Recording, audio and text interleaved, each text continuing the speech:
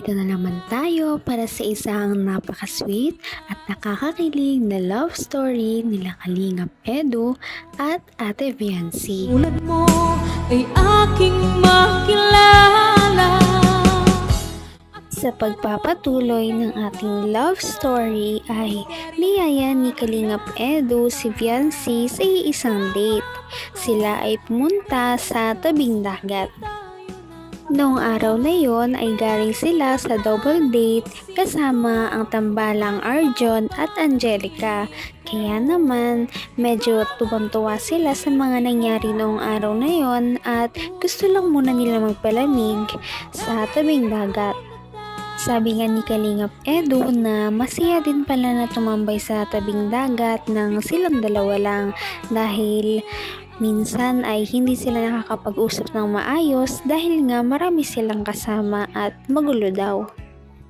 Napaka-gentleman nga ni Kalingap Edu dahil talagang hindi niya hinahayaan si Viancy na madulas. Kaya naman inaalalayan niya ito pababa papuntang dagat. Kinilig talaga ang mga viewers sa unexpected na pag-holding hands ng dalawa. Sa piling ko o kay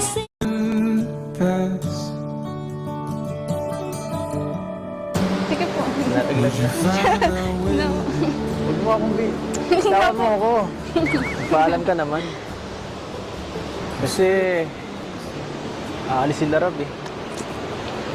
At tuwing ma-vlog lang naman kita nakikita. Nakakalungkot. Paano yan? Pwede ba akong bumisita sa inyo paminsan-minsan?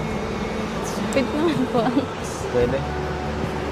At ayan, siyempre, ayoko naman pumunta doon ng walang paalam. Bilang respeto na rin kay pinsan. Tama na. Baka sabihin nila, nag-take advantage ako, baka ako ma-report. Hinilig na ang mga manonood dahil inamin nga ni Kalingap Edu na hindi na lang niya gusto na puntahan si Viancy para lang sa vlog, kundi gusto niya na rin itong bisitahin kahit na walang naka-video. Talaga namang makikita natin na parang gustong gusto na talaga ni Kalingap Edu si Viancy at gusto niya na rin itong makita kahit na hindi lang ito para sa video lamang. ito, lagi rin akong nagdarasan.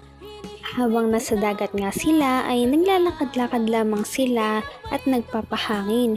Ito ang first time na lumabas sila ng silang dalawa lamang. Kitang-kita ang kanilang pag-e-enjoy at parang nagiging komportable na sila sa isa't isa. Sinamantala naman ni Kalingap Edu ang pagkakataon para naman makausap si Viancy at dahil dito ay parang mas nagiging close na sila. Ano naisip mo eh? Anong iniisip mo? Para laging malalim iniisip mo eh.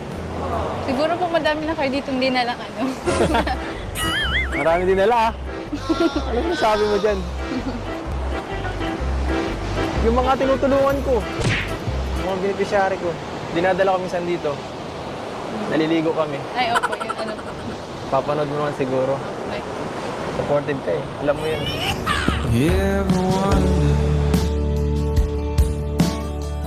Gusto mo maligo? pambira. Hindi po. Hindi po, wala po akong nalambit. Hindi po. Sige na! Hindi po. Babasahin kita. Wala po akong Wala kang bisan? malamig po kasi ako na.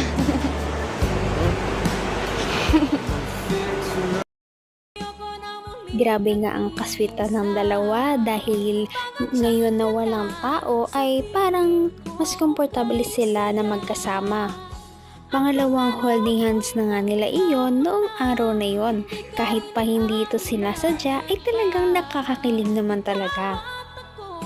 Kahit pa mahiyain si Viancy ay talagang makikita mo na nag-e-enjoy din talaga siya kapag kasama niya si Kalingap Edu.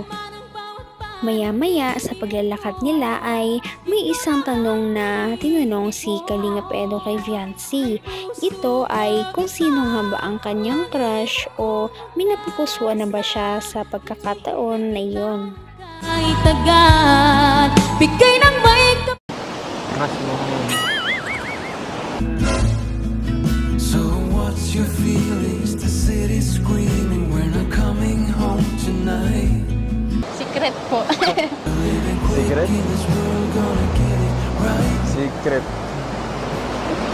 Hirap naman nun. Wala bang clue? Kahit konting clue lang. Para maupakan ko yan. You ever wonder, Ako. Hindi mo ako tatanungin. Nandiyan lang yun sa tabi-tabi. Tabi-tabi lang. Tabi-tabi po. Saan po? Tabi-tabi. you can feel it. Huli nga lang ang pagbibiruan ng dalawa habang sila ay naglalakad-lakad.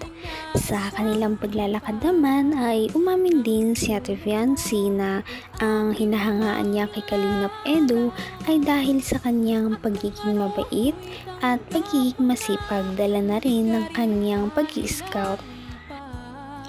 Ine-enjoy nga lang nila ang kanilang moment noon dahil sila nga lang dalawa ang magkasama. Kita nating komportable na rin si Viancy dahil sinabi niya at nagbiro siya kay Kalingap Edo na baka hindi lamang siya ang dinala na babae ni Kalingap Edo doon at parang marami na rin daw. Sabi naman ni Kalingap Edo na dinadala niya doon ang kanyang mga beneficiary para maligo. Hindi mo na ganyan. Papakit ka. Papakit ka eh. Ah.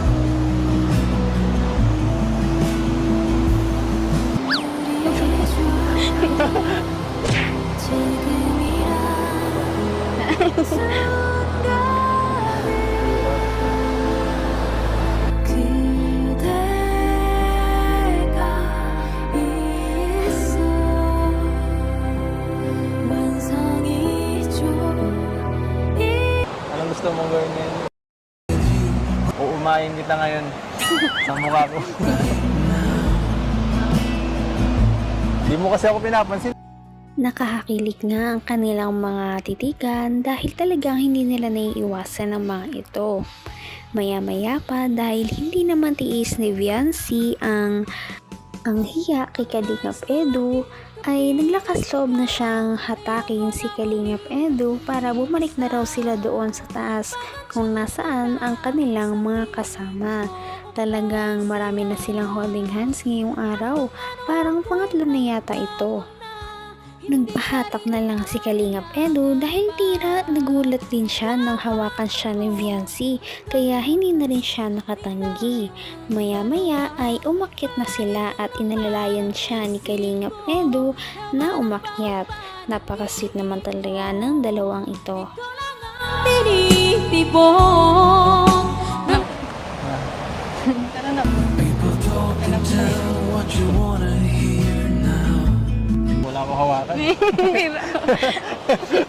Tara na po. Tara. But they Ganda ng araw.